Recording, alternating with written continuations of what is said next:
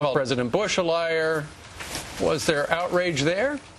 Joining us right now from Washington, D.C., Wilson's fellow Congressman Aaron Schock. Congressman, good morning. We know that this story. Brian, Steve, good to be with you. It's good to say see up, especially after the late night last night with the speech and the follow-up and the impact it's made. But first off, we know that Congressman Wilson said, "Listen, I apologize. Call Rahm Emanuel." Would you say that you would say that it was ill-advised for him to yell that out? Correct?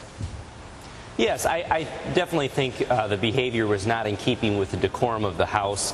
But look, anybody who's watched President Bush's State of the Union addresses the last 8 years would have to admit that the Democratic side of the aisle was anything but well behaved. So, you know, it's certainly not appropriate for members of the House to shout out like that during the president's speech. But for anyone to suggest that a claim that someone is lying is out of bounds in this chamber or in this environment in Washington hasn't been paying attention for the last couple of years. Or paying attention to what's been going on across the country with all these town halls where people are actually shouting out at their lawmakers. Hey, for people who did miss it, here is the president in the well of the House when Congressman Wilson barked out, "You lie." Listen. There are also those who claim that our reform efforts would ensure illegal immigrants. This, too, is false. The reforms I'm proposing would not apply to those who are here illegally.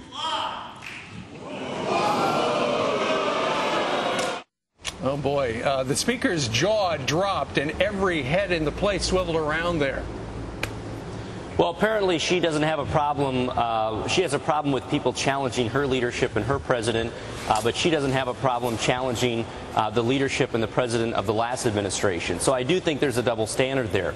But, you know, I really think last night the president failed to bring the country together and certainly to bring the Congress together on the common ground. He talked a lot about the 80% that we agree on. Why don't we draw up a bill? Why don't we pass a bill on that 80%? You saw the House and the Senate on both sides rise up in ovation when he talked about regulatory reform within the insurance industry, tort reform, addressing the pre-existing conditions issues. Right. Those are things Republicans and Democrats agree on. Let's move forward on those bipartisan agreements issues and leave things like the public option and these very far left partisan issues to the side.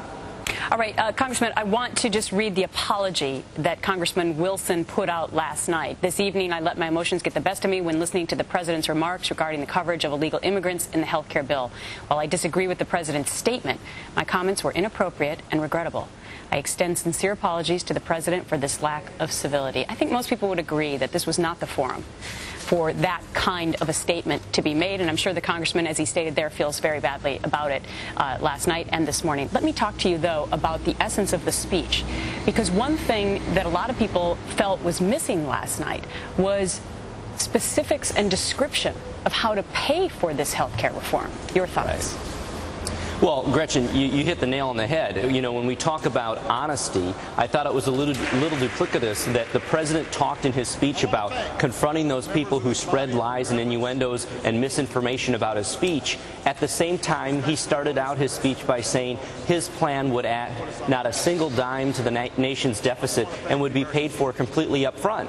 Now, even Republicans who have health care plans admit their plans will cost money, will add to the deficit. If the president's not willing to have an honest debate, an honest discussion about what his plan will cost, I don't know how we get any further into the woods on the details of his plan. So you're right. His speech last night was, again, more platitudes, more ballot-tested 30-second sound bites, but really failed to come up with a new plan that America can get behind. It was very similar to the ideals expressed in House Bill 3200, which was vetted over the month of August in town hall and congressional districts throughout the country, and overwhelming opposition to the president's plan. That's why the Democrats in this House, with a 50-seat majority, can't pass their bill, because the American people don't support it. We needed a new plan last night, not a new speech. He was in the well, and we watched it at home, so it was great having your perspective, Congressman Aaron Schock of Illinois. Thanks for joining us this morning. Be interesting to see if we get this done